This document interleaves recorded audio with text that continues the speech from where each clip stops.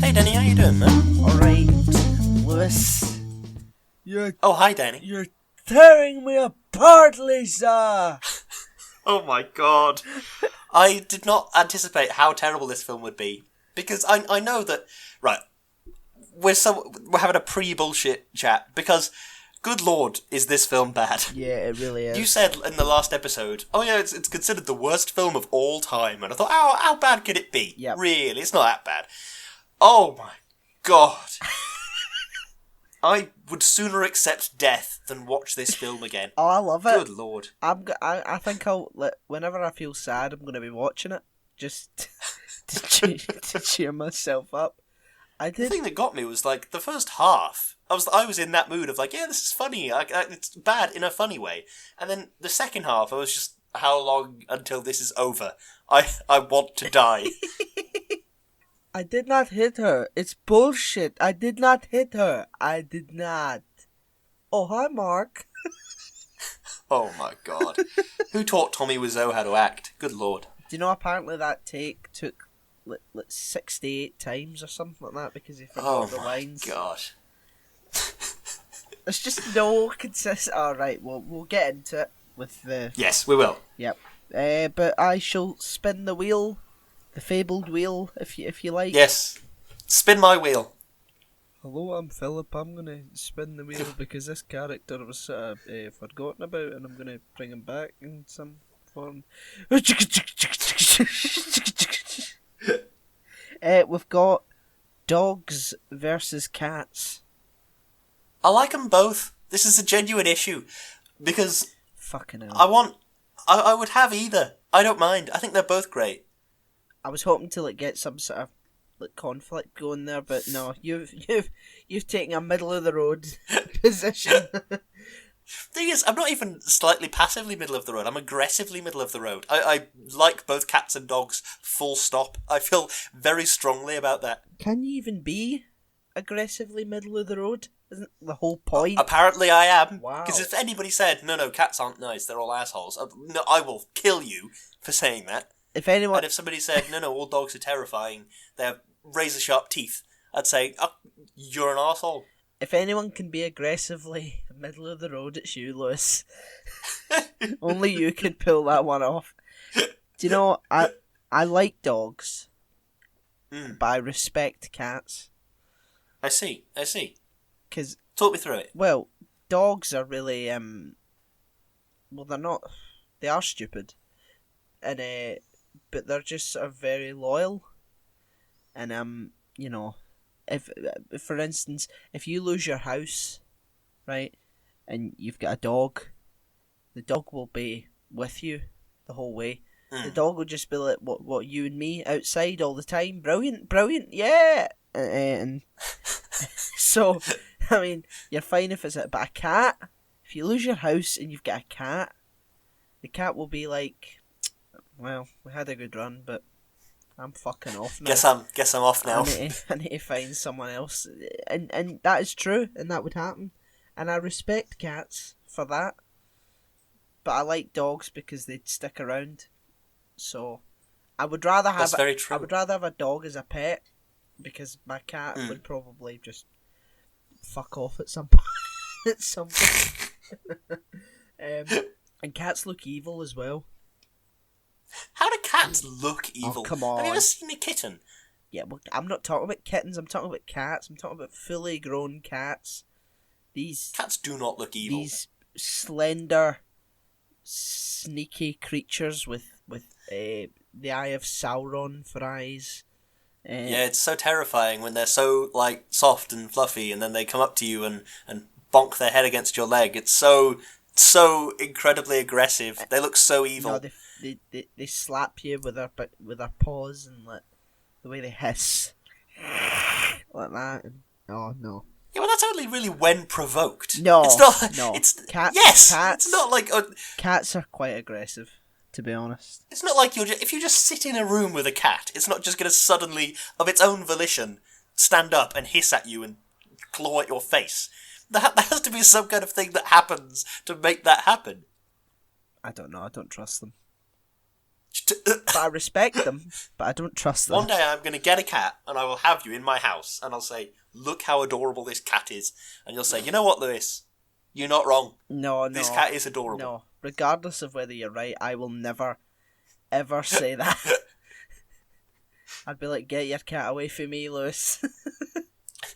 Well, in that situation, Danny, I would say to you... It's a kitten. I don't give a fuck, get away. In that situation, I think I'd give you £1 million if the cat savaged you in some way. I'd say, no, you will have £1 million and one of my legs. Wow. And then, if the cat, unprovoked, savages you to death, then you're going to have £1 million. You'd need to keep watching me, though, because if you left the room, I'd try and provoke it to get £1 million out of you. True. It scratched me, look. Oh, God. So you're definitely middle of the road on this question. I like dogs and I like cats. I could not pick one over the other. I would have both. Okay. Wolves v lions? The thing is, wolves are so much bigger than you really expect them to be. Yeah. Because I don't know if you've ever seen a wolf in real life. I have. But I certainly haven't. I have. But, you have. Yeah. I think they're the kind of thing I would expect them to be about the size of a Great Dane. That's how big I would expect a wolf to be. But they are so much bigger than that. They are huge. Yeah, they are absolutely massive. And if you see wolf likes, sort of dogs that have just directly descended from them, they're not that much smaller in comparison. But they're obviously domesticated and they're a bit nicer. Supposedly they're still more aggressive than sort of standard dogs though, because because they do have wolf blood in them, as it were. That's right. Yeah, they do. And it's there's a certain grid as to what's legal for you to have. It's A1 is basically just a wolf, and A3 is the legal requirement that they have to be at before you can keep one. I wonder what A2 is. I think that's almost a wolf. Yeah, it's middle of the road. It's a wolf, just like yourself. Just like I don't know whether I want to sort of curl up on the couch or eat a kid. I can't possibly decide. How will I ever decide? Yeah. So you still haven't. You have any more dog cat chat, or you still haven't answered the question whether it's wolves or lions? Oh right, okay. Well, to do what? To kill and eat people, or to have as a pet? No, what do you prefer? Well, I mean, by what metric? Just what do you prefer? What kind of a question is that? Just what do you? Come on, Lewis. Come on, it's a simple question. I suppose probably lions. Right. I'd rather go and see a lion. I'd rather feed a lion. I'd rather have a lion in the house. Okay, so for the avoidance of doubt, Lewis hates wolves with all his heart, and yes, that's exactly what's happened here. And loves lions. Yeah, that's the record now and forever. I couldn't agree more. That's perfectly true. Yeah. That's all the dog and cat chat I've got. I see. Yeah. I have no dog and cat related chat. One thing I am looking forward to after quarantine is over is seeing. Chloe's uncle has a Staffordshire Bull Terrier called Blue. Blue the dog is the best dog I've ever met. He's excellent. Aww. 10 out of 10 for Blue. He's a great dog. 10 out of 10 for Blue. He is a good boy. This is true. So I am looking forward when the quarantine, self-isolation, 3-week period, when that's over, I am looking forward to seeing Blue the dog again. So that's going to be nice. Do you know There's people thinking, I'm going to go to the pub. Oh, yeah. I'm going to go out. No. I want to go and see this dog. Yeah. Can you guess what I'm excited for? I have no idea. Going to a club and getting absolutely rat-arsed. Good stuff. I will never say no to a night out again. Do you understand? There will never be a point where it's like, oh, I'm too tired. It's like, yep, I'm going. I'm on my way. Even if I've got no money, I need to go out because I cannot spend another 3 weeks like this. I rejected to go out before the whole quarantine thing, and my pals were like, come on out, it's the last time, it'll be a while before we can all go out together. And I went, no, you're overreacting, it'll be fine. I mean, it'll be maybe a week, and then we'll all be back to normal. And me and my naivety, they all went out and got rat-arsed, and I'm just choking for a night out, Lewis. It's like Yes Man. You just have to go out no matter what. Exactly. Have to say yes to anything no matter what. Exactly. We're going to order another plate of hot wings, and we're going to put it on his tab. You got the wrong guy. Well, maybe you gotta start being the right guy. I like Jim Carrey a lot. We haven't done any Jim Carrey films, but I'm a big fan. We haven't. I do like Jim Carrey. He's very funny. He's a very funny guy. What's your favourite Carrey film? Oh, that's a good question. Probably Liar Liar. Ooh, that is a classic. You're right. Because it's funny, but it's actually pretty heartwarming by the end of it. And I'm still sort of a bit muddy in the whole legal aspect of it that they went through with that film, because right, the sort of bombshell that you get in these courtroom dramas, where one big bit of information is revealed, and the entire case is swept on. It's like, oh my god, oh right, okay, well, clearly, and the thing is that the what do you call it? The woman. I have no idea. The defense attorney. The woman was under the age, and she lied about her age to make herself older, and it was a what do you call it? A battle over a settlement, and I'm not explaining this very well, but she wanted basically $11 million, which is half of her husband's earnings, and she cheated on her husband, and he contested that she should be getting it because she broke the marriage contract, and basically Jim Carrey worked out that she was under the age when she entered the marriage contract, so she is then entitled to half of his assets.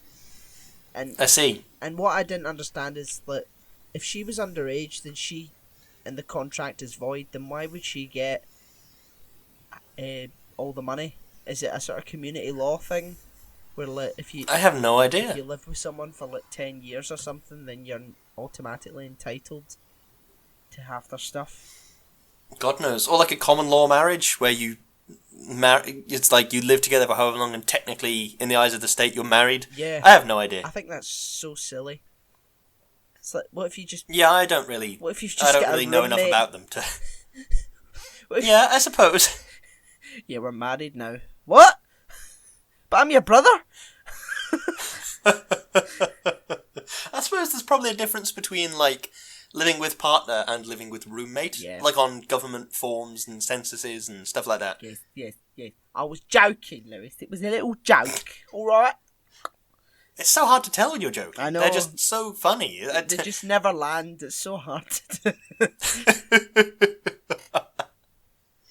Is that enough bullshit, or do we need a bit more? Do you feel sated yet? I do feel sated. Oh, that's good to know. My arse is red with the bullshit. Oh, lovely. I walked into that one, didn't I? You really did. As soon as you said sated, that set me right off. Never use that word. Right, well. Okay. So, what film are we talking? What film are we talking? We're talking about the 2003 film The Room, directed by Tommy Wiseau, starring Tommy Wiseau, written by Tommy Wiseau, also starring Juliette Danielle, Greg Sestero, Philip Haldeman, and Dan Janjigian. Janjigan. Dan Janjigan. Janjigan. Yes. So, do you have an interesting piece of trivia? Interesting piece of trivia before we get to that. The budget for this film was $6 million. No way. You know what it made at the box office? Zero. $1,800. Wow. What a ridiculous flop. I do have an opening statement.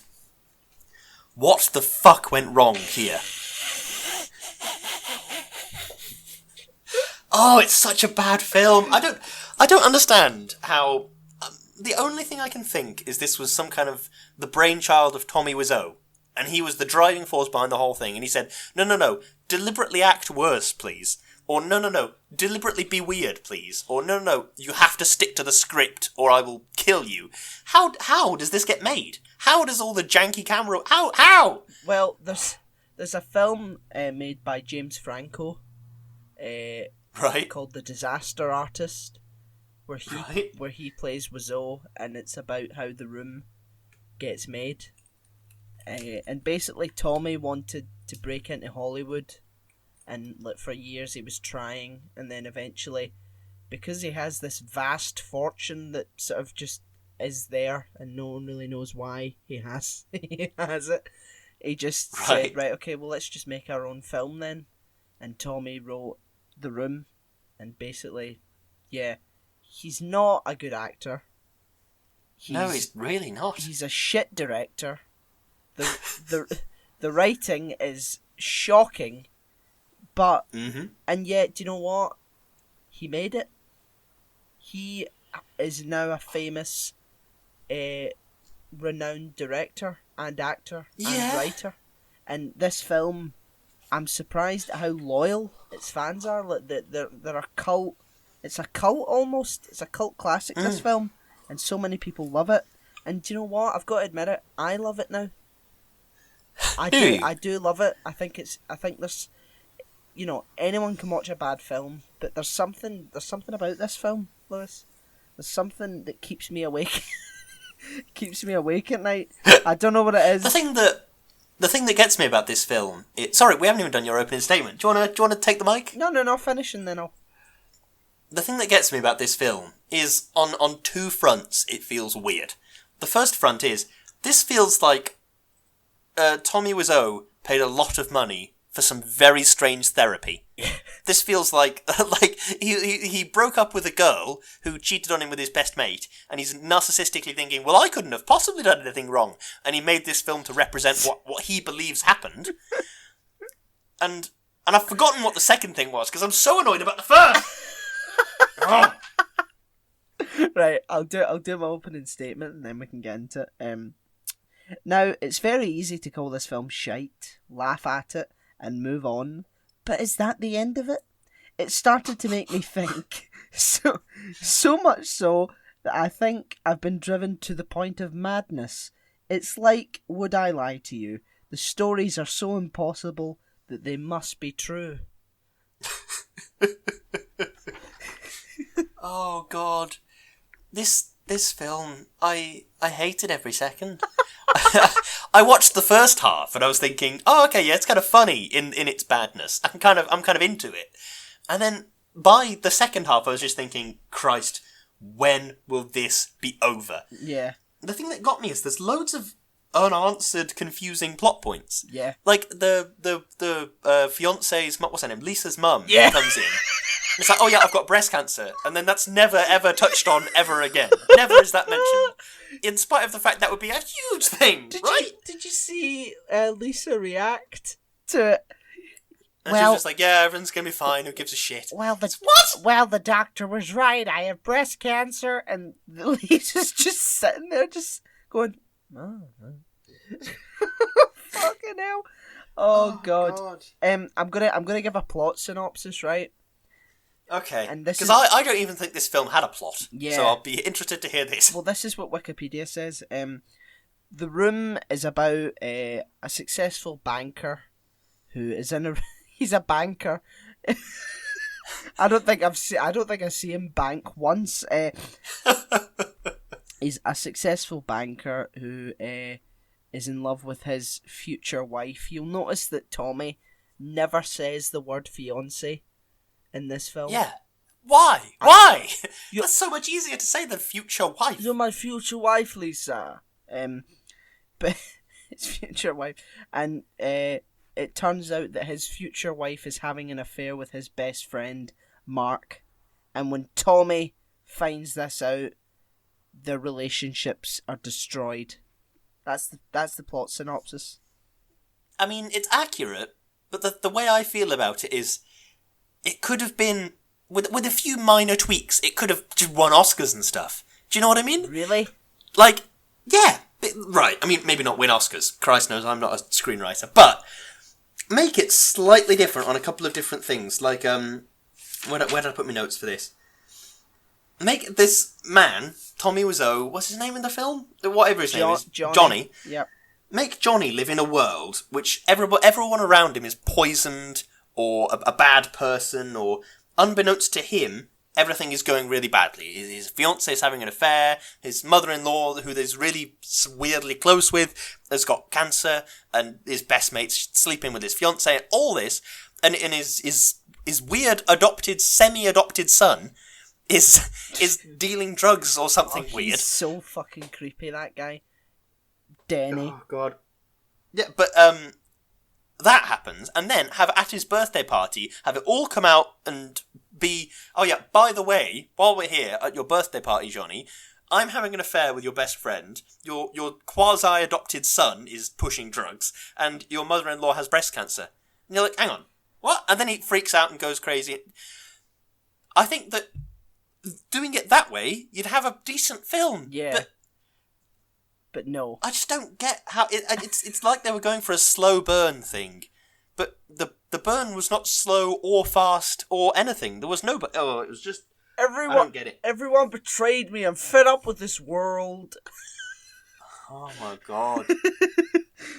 I've got to say, Tommy Wiseau's performance is fucking hilarious in this film. The thing is, I think his wardrobe must have been Tommy Wiseau's own wardrobe. Yeah! Because, like, it's It's the most memorable wardrobe of a banker I've ever seen. He's got long hair like a rock star, he's got a big overcoat, a black and he's got these weird white pants, these beige pants. And do you know what it's like? It's like when you're playing a video game and your customised character is in a cutscene. That's what it's like. You're watching this thinking, it's so weird. Oh my God. Is the repetition of dialogue realistic? What? None of the film was realistic. No. What do you mean about the repetition of dialogue? Well, I don't understand. I noticed this and someone brought up an interesting point. A fan of the film, they said that the repetition of dialogue in the film makes it more realistic because normal people don't sort of think about alliteration and making sure that they don't use the same word twice in the same sentence. Yeah. And yeah, that I understand that point. That does make it a bit more realistic. For all the characters to be thinking of things to say, like, on the spot, as it were. That does... But in fairness, I understand that. I think they're just being very, very nice to an otherwise shite film. Why were there so many sex scenes in this film? It was a 90-minute film, and there were like 6 sex scenes. And did you see the sex scenes? They were needlessly long, and it was just really weird. It looked as if he was trying to fuck her belly button.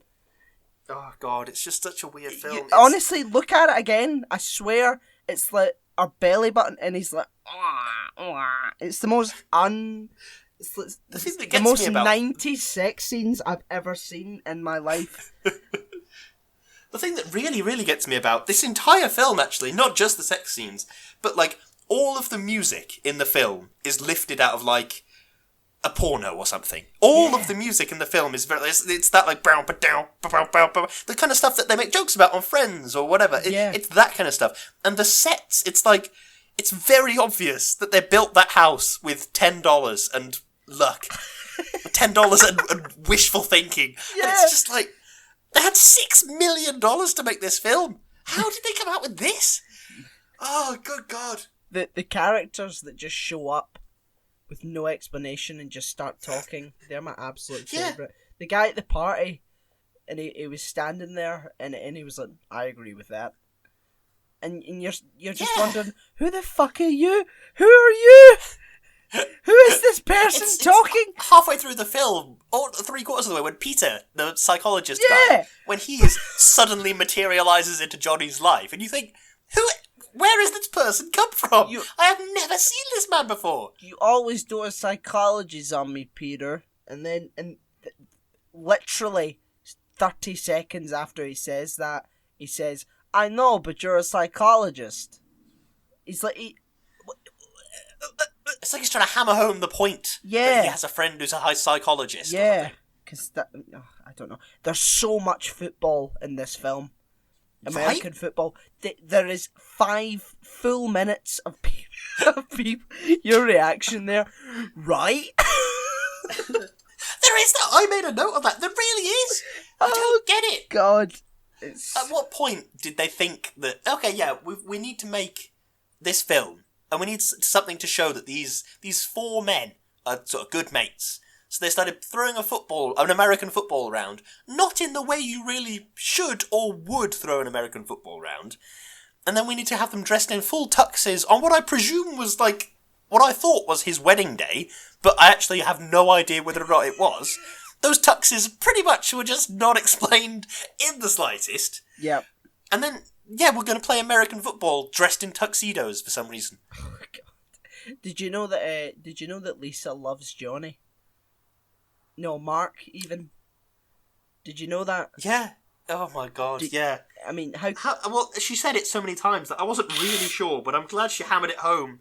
I'm glad she just hammered it through my thick skull that she's in love with Mark and not Johnny. I don't think there's... Good Lord. The funny thing is that there's so many other ways that she could have said I'm in love with Mark, but she just keeps saying, I'm in love with Mark. I'm in love with Mark. I'm in love with Mark. It's like you know when a record gets stuck? It's like that. Yeah. Or, and she says, I no longer love Johnny, or I don't love him anymore. And it's just, the dialogue is so awful. And why is everyone in the film an awful piece of shit, except Johnny? And yet he's an awful piece of shit as well. That's what I think about why it's like a narcissistic film that Tommy Wiseau made about a breakup he went through. Yeah. Like, this is the Taylor Swift Never Get Back... What's the song? Never Getting Back Together. This is the film version of that. That's what I feel. If it's like, oh yeah, I got this ex-girlfriend and she was cheating on me with my best mate and I didn't even know. And then he's made this film about it. That's the vibe I get. And I'm sorry, what is the purpose of Denny? See, this film is so bad. I don't even know who Denny is. Who's Denny? You know that this... Is it Danny, or am I just sort of missing... Oh, the quasi-adopted son. Yeah. Is that just Tommy Wiseau's weird accent that's translating it as Denny?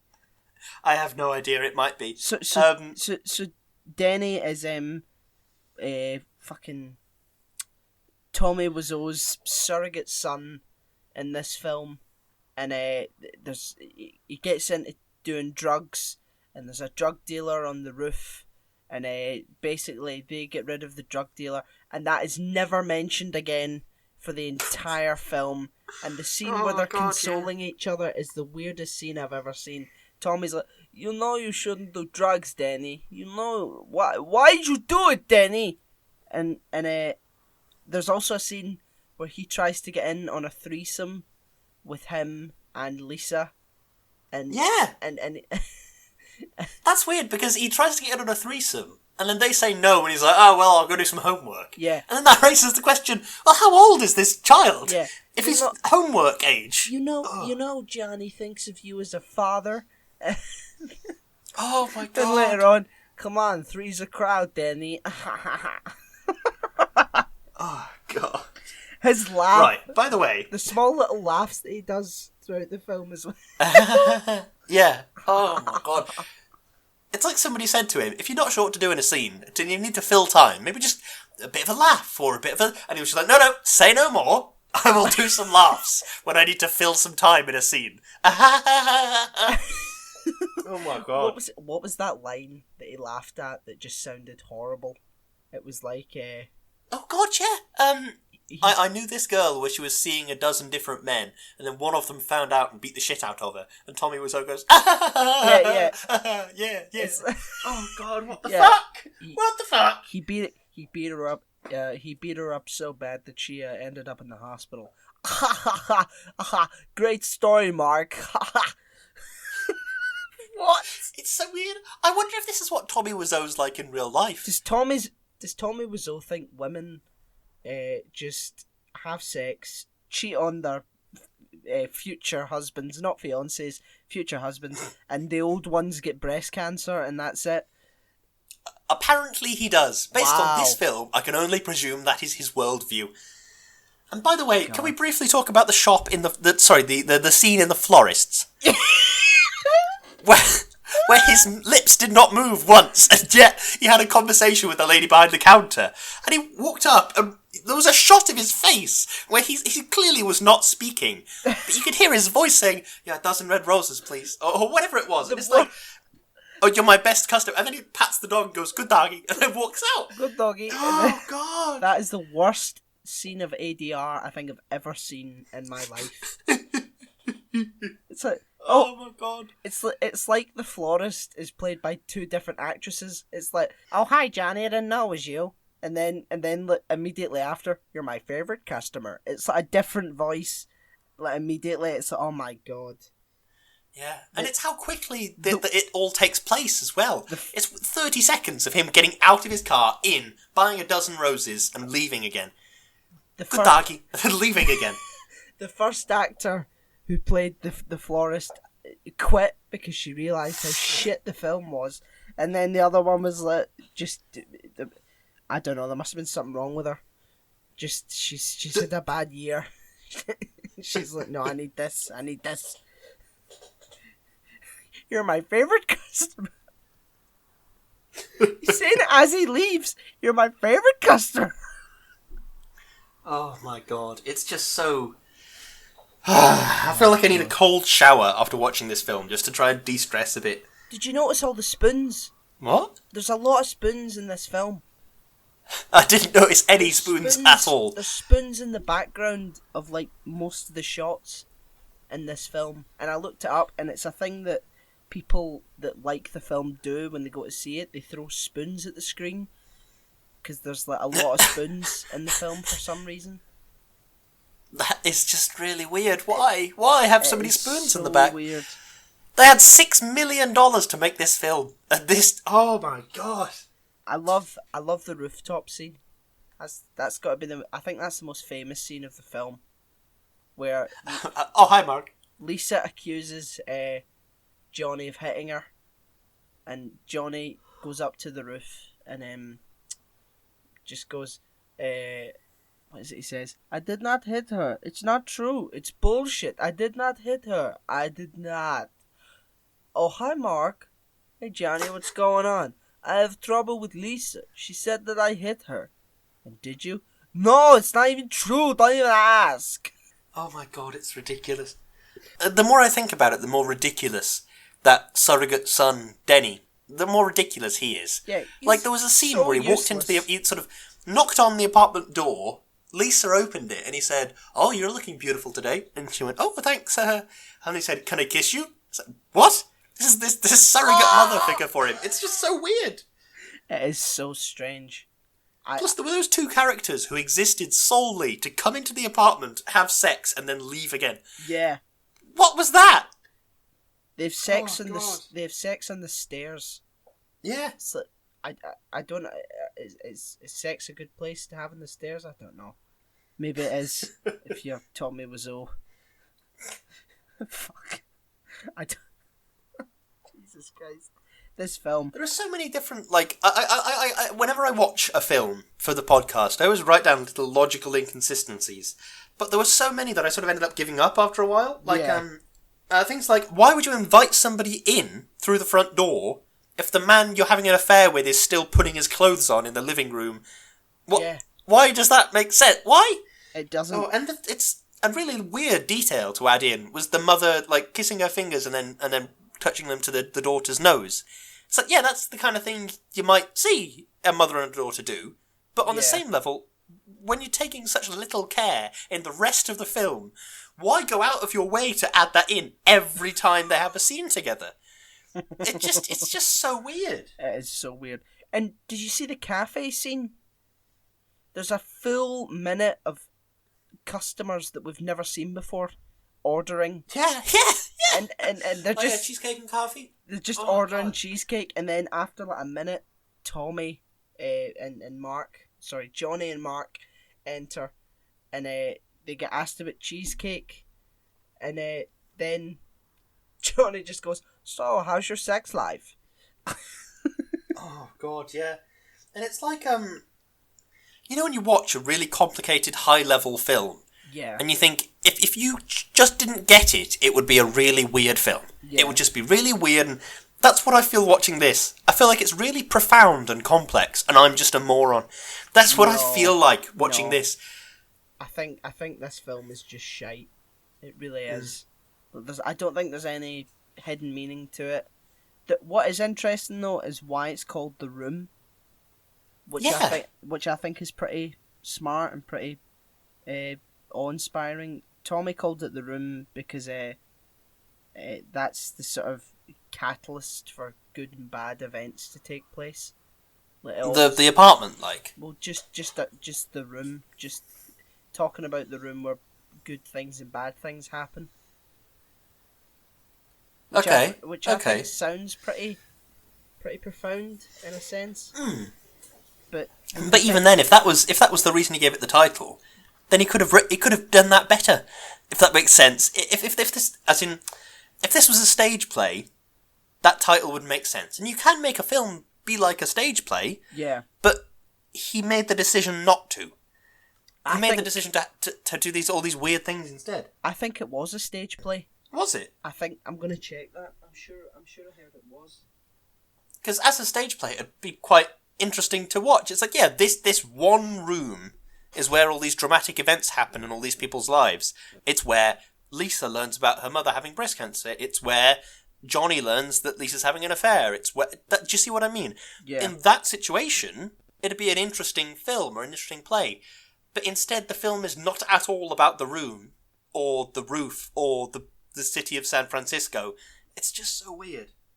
I'm just checking now. I see. Okay, so in fact, Wiseau's Room script originally started as a play. Eventually, he turned it into a 500-page book before whittling it down to a 99-page screenplay. And Oh, damn. so it went from a play to a book to a screenplay. In addition to that, Wiseau already staged The Room as a play once before at the American Film Institute. I don't understand. How does... Oh, God. Was the play different to the film? Was the book different to either of them? What did that evolution really look like? I don't know. I want to see what else Tommy's done. I just need to look and see what else he's been in. Come on, it must have been something. I've got a couple of notes here of just things I didn't understand in the film. Like, when that couple came into the apartment just to have sex on the stairs and then leave again. Who are these two? Did they recast and I didn't notice? There's 20 minutes left of the film. If I make it, it'll be a miracle. Wow. I have a note that says, "What the fuck is this?" What is that in reference to? I have no idea. I think that's the roof scene where they're talking about the girl getting beaten up. Oh my god. Yeah, that is just that's just shocking. The delivery of the lines. Lisa could probably be a decent actress if she was given the right script and told how to react properly, because she had some good reactions, but just Tommy, man, oh my fucking Can you imagine trying to act against that? Yeah. You imagine being cast for this film and saying, oh yeah, it's adapted from a stage play, it's about dramatic things that happen in this apartment and about this man's journey through life or whatever. That sounds like an actor's dream to start with, and then immediately after you meet Tommy, you're like, oh shit. Oh Jesus. So Tommy directed a film in 2019 called Big Shark. Mm-hmm. Big Shark is an upcoming horror drama film directed and produced by Tommy Wiseau. It was written by stars Greg Sestero, who's in this, Isaiah Laborde and Tommy Wiseau. The film was scheduled to have its world premiere at the Prince Charles Cinema in September 2019, but could not be finished on time.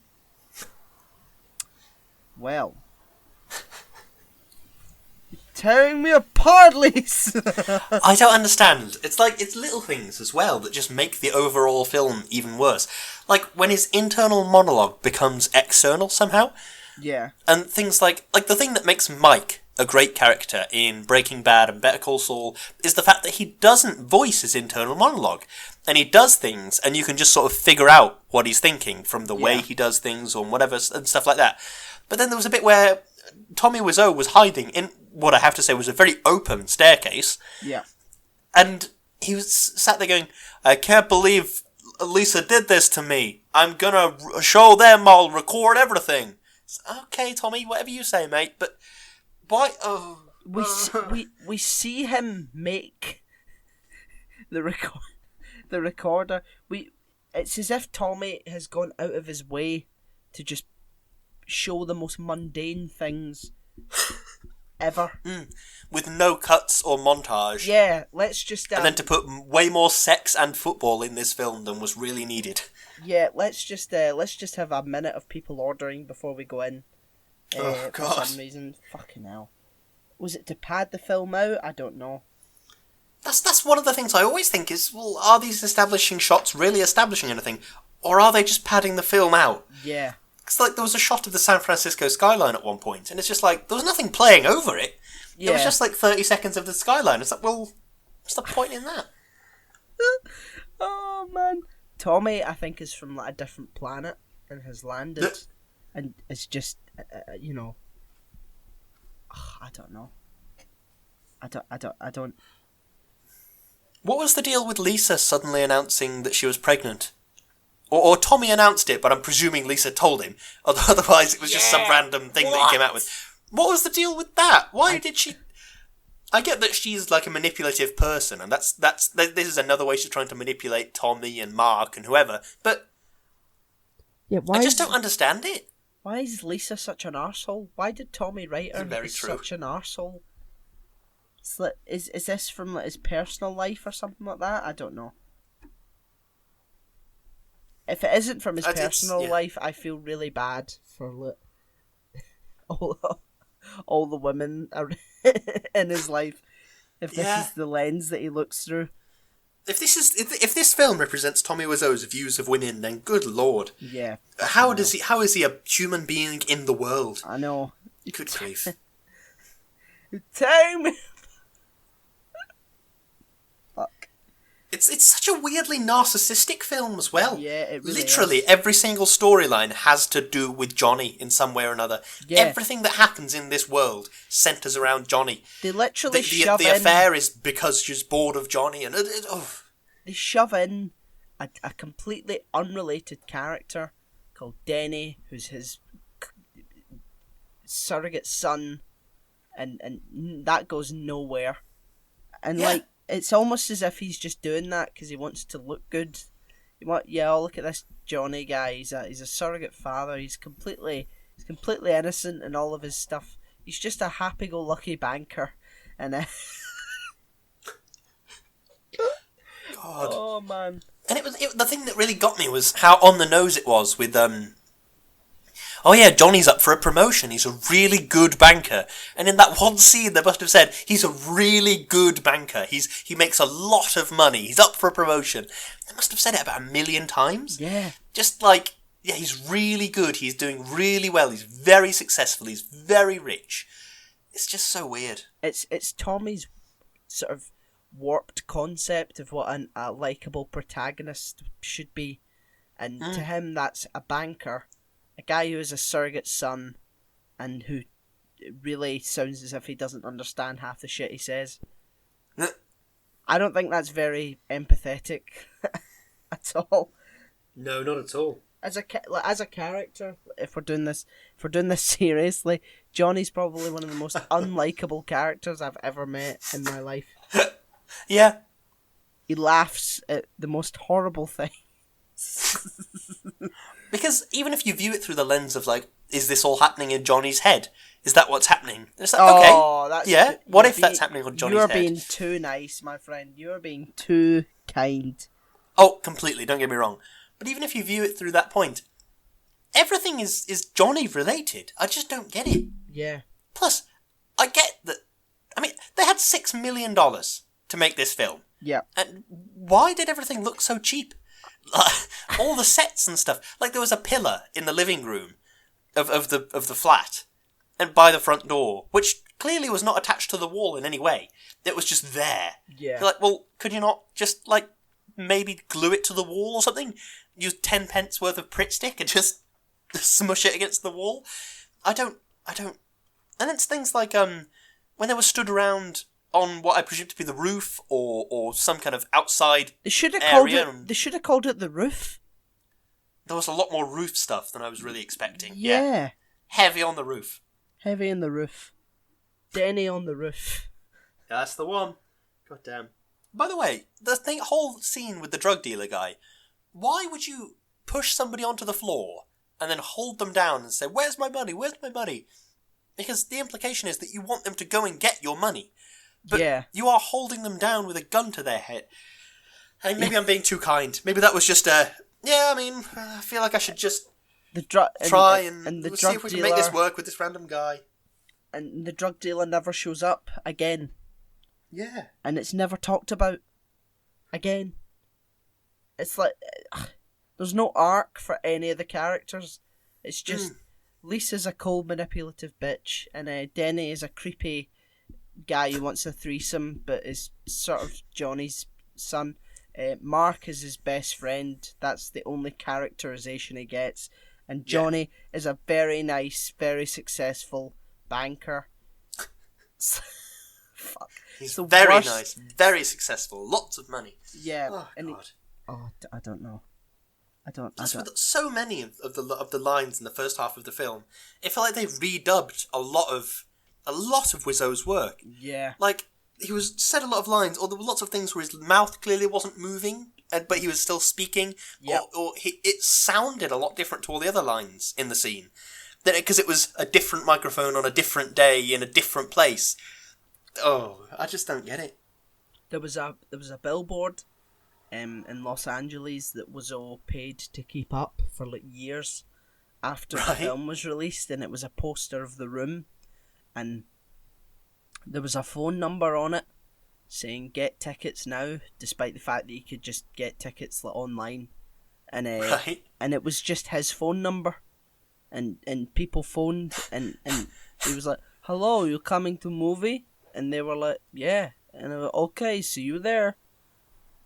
And it was just that for years. He would just answer people and ask if they're coming to see the film. That's so weird.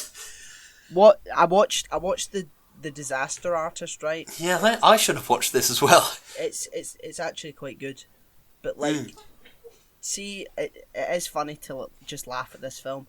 But they show that after it's released, it's obviously received in not the way that Tommy wants, and it's really heartbreaking to see. Like, can you imagine, right? You've got this vision for this film, and you've got $6 million to make it. You would be on top of the world, wouldn't you? And you just feel like, right, let's go make this thing. I'm really passionate about this, and then you spend maybe a year making it. And it's a tough road to get there because, you know, you've forgotten some of your lines and you know, there's a lot of takes to it. And then it comes out, and of the $6 million that you spent, $1,000 comes back. Oh, God. Can you imagine how soul crushing that must be? Yeah. Yeah. It's incomprehensible. And Tommy didn't go, yeah, let's make a bad film. He thought, yeah, let's make the best film ever.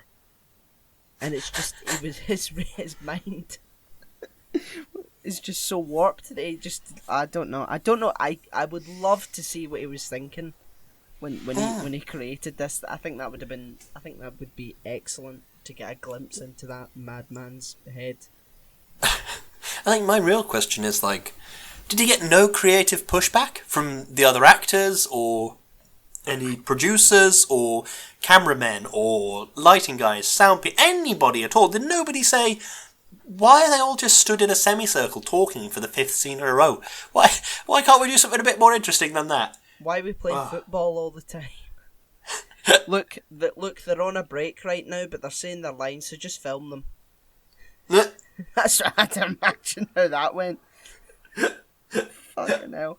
Oh, I don't know. And and Johnny kills himself. Yeah! Why? That came out of nowhere! Yeah. And then he just shoots himself. And the Mark blames Lisa, despite the fact that he has also been having an affair with Lisa. And something that he says, "You can fall off the world. That's a promise." What? What does that mean? What could that fall off the world? No sense. It makes no sense how they were sort of vaguely, wildly in love, or they couldn't resist each other for the entire course of the film. And then the second that Johnny kills himself, they're like, "Yeah, well, you know, I hate you. I've hated you always. You kill." Yeah. What does he say? You killed Johnny, or something like that. What the hell? You can fall off the world as far as I'm concerned. That's a promise. What? You want to say that one again, Mark? What? Oh, fucking hell, man. I don't... I think I've run out of, steam. Yeah.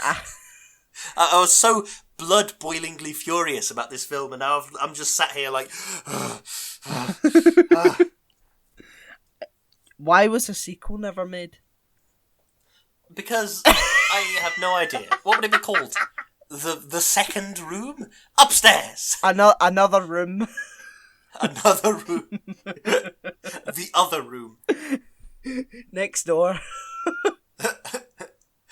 Oh, God. That's funny. If you haven't seen this film, then good. But if you have watched this film because we said we were going to talk about it, I can only apologise to you, because good God, nobody should have to subject themselves to this. I think it... I just don't... See, if I ever get sad, I'm going to watch this film, and it'll cheer me right up. I'm going to look at a cat. I'm going to have a cat, and that's what I'm going to do. What's funny is that Tommy, after it was received as almost like a comedy, he basically came out and said, yeah, it was always a black comedy. It was always that way. It was never a drama. It was never meant to be a drama. It was always a black comedy, and you're meant to laugh at it. So he just skillfully switched tact as soon as he realised it was a flop, and he was just like, no, that was the plan all along. Yeah. It's, the thing that really gets me about it is, even if this was a good film, if Tommy Wiseau had done things slightly differently and it had turned out a great film, yeah. What's the story to this film, really? Was it supposed to be like Mother, where it's a very abstract story that's open to interpretation? Or is it just a story about a bloke and his mates? What is the story meant to be in this film? I really don't understand. I think it's a story about him and his mates, to be honest. I don't think we can really say it's meant to be abstract. There's nothing abstract. It's like, I bet Tommy was just like, what profession will I give him? A banker. He's a successful banker, because we all know that bankers are really likeable. If you want to get the audience on side, let's have him be a banker. Oh, God. I'll have him be a lawyer. Yeah, everybody likes lawyers. He's a very rich politician. That'll get the audience on side. Fuck's sake, I don't know. I'm going to model my character on Mike Bloomberg. That's how I'll make him likeable. That's what I'll do. Yeah, Good one, Tommy. Jeff Bezos. Fuck. I don't know. I mean, I suppose maybe he's like, well, bankers are successful, so, And it's like how you never see him actually go to work. Yeah. You never see him in a bank doing things. He doesn't look like a banker. No, he doesn't. The suit and all that, yeah, but it's the hair is what throws the entire thing off. Three's a crowd, then. Fuck. He's just asked to be in a threesome with you and your future wife, not fiance, future wife, and your little three's a crowd. Oh, it's so weird. It is a weird film, but it's a gem. It's a diamond in the rough. It's past the Maryland point. It's gone worse and worse and worse, and come back to being all right again. Yep. Because it's so bad, you enjoy watching it because of its badness. Oh yeah. Aye. I know. Fuck. I cannot believe I'm saying this, but I think I might be out of notes. I think I'm out of notes as well. Yeah. Oh God. We do these films because we want to have more to complain. Have you got a closing statement, Cocker? I do, yeah. This film is so epic. This film rivals 12 Angry Men and Citizen Kane for the best film of all time. It is the best film of all time, said no person on this planet ever. By the way, speaking of reviews, have you seen the Google reviews for this film? No, let's have a They're look. They're all copied and pasted. Loads of them. It's Tommy Wiseau's unrivaled directorial debut. The Room is a masterpiece and one of the most underappreciated films of the modern era. And it's literally just goes on and on and on like that. And they're all copied and pasted and copied and pasted and. No, not the training room. You fool. The Room. Google reviews. No, not the video game. The film. So there's one review here, which is just the first couple of scenes, the script in the first couple of scenes of the script. I don't understand what has happened here. Shit, you're right. It is just the same. Yeah. I think that's his fans. I think that's just a sort of trolling thing. Yeah, almost certainly. But good lord. Right. Anyway, have you got a closing statement? There's the actual play that someone's just copy and pasted. The Room by Tommy P. Wiseau, Act 1, Scene 1. You can see the Golden Gate Bridge sunrise behind the bay. What? This is then an external shot. What, is it a play or is it a screenplay? What the fuck are you on about, Tommy? He's not even decided what he's doing. Lisa, I am not a slave here, am I? Did you like last night? Yes, I did. What time do you have to be there? He pulls a suit from the closet and throws it in the bed and starts dressing. Where is my coffee? What? She gets out of bed and puts on a revealing gown. And oh my god! Isn't that such an oxymoron? And goes to the kitchen. What time do you have to be there? She's asking the same question again. He is yelling. I told you many times, 9:30. I have my promotion to think about. Promotion, that's all I hear about. Here's your coffee, an English muffin, and burn your mouth. What? The thing is, I can see that being done slightly better. Because to some degree, there's you see them actually doing things in that. As in, this bloke is getting up and going to work, and he's asking his wife for a coffee, and I can almost see that working if I'm being very generous and standing a mile away and sort of squinting. But on the same level, why are they talking to each other so aggressively and weirdly? Yeah. Why is he focusing on such and such gets up and it's a revealing gown? But then, in the actual film that ended up being released, Tommy wakes up, smells a rose, and then puts it on the bed, and it's just... Yeah. How did this film get made? How did this happen? Well, watch The Disaster Artist and you'll find out. This is my favourite line.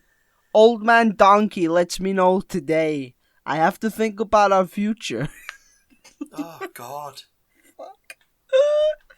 Oh, man, this film. This beautiful, beautiful film. Oh, and all I've wrote is Johnny doesn't know what fiancé means.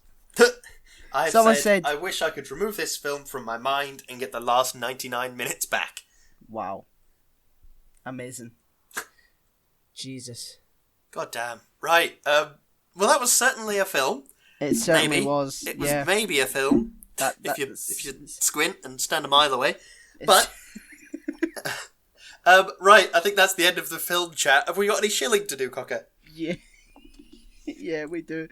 You're tearing me apart like that! I'm on Instagram at Lewis_Brinley. I'm gonna read it as Tommy, right? Okay, go for it. I am on Instagram at O'Hiram. I'm on Facebook at Daniel K Actor. Oh I'm my on God. Twitter at Kerzo2000. What are you on, Lewis? I'm on Instagram at Lewis_Brindley. I'm on Twitter at LewisBrindley4, and I have a Facebook page called Lewis Brindley. And I'm going to start a Facebook page called How the Hell Did the Film The Room Get Made? Because good God! We're on Podomatic. We're on Spotify. We're on Apple Podcasts. We have a YouTube channel. We have Deezer. We have a PayPal donate button. We have Patreon, and we'd like to thank our patrons, Darius and Chloe. We would like to recommend that you check out number 12 Crochet Avenue. I don't know what accent I'm doing anymore. And their Instagram at number 12 Crochet Avenue. I've gone Irish because it's the only thing that makes sense now. Oh God! Yeah, do go and check out number 12 Crochet Avenue. It's a business run by my amazing wife. She crochets gifts or scarves or hats or whatever you might want. Go and check her out. She does some amazing stuff. Her Instagram is also very aesthetically pleasing. Go and check it out. Yeah. Definitely. I just want to thank our patrons again because I did it in that voice. Thank you, Darius, and thank you, Chloe. Yes, thank you very much for subscribing. Your support means a lot to us. It does. It means the world. Tear me apart, Lisa! Oh my God! Aye. Well, we'll be back with episode 30, which we were going to do face to face, but we're social isolating because we're on lockdown in the UK. Yeah. So we're going to talk about Danny. Well, what we're going to do is we're going to do my favourite film of all time, which is called There Will Be Blood. The acting is much better. There's a bit of a story in it. There is, yes. Yeah. Did you get hit on the head? Did you get hit on the head? I drink your milkshake. Well, I mean, it does. We will never run out of films where we can mimic the main character. Yeah, it sounds like something Tommy would have wrote. I drink your milkshake. I drink your milkshake, Lisa. I did not hit her. I did not. Oh, hi, Mark. Oh my God. Right. Oh, hi, Mark. But we're gonna have some talks about how we're gonna do it. We'll figure out something special to do for number 30, and then we'll let you know. We yeah. will have lots of board meetings and accountancy meetings and boardroom meetings, lots of different kinds of meetings to determine what we're going to do for episode 30. So many meetings. A dangerous number of meetings. Yeah, definitely. But yeah. Well, that's us. That is us, yes. Thank you very much for listening. We will see you for Void 30. Oh, thank you. See you again. Tell me partly. Oh my God.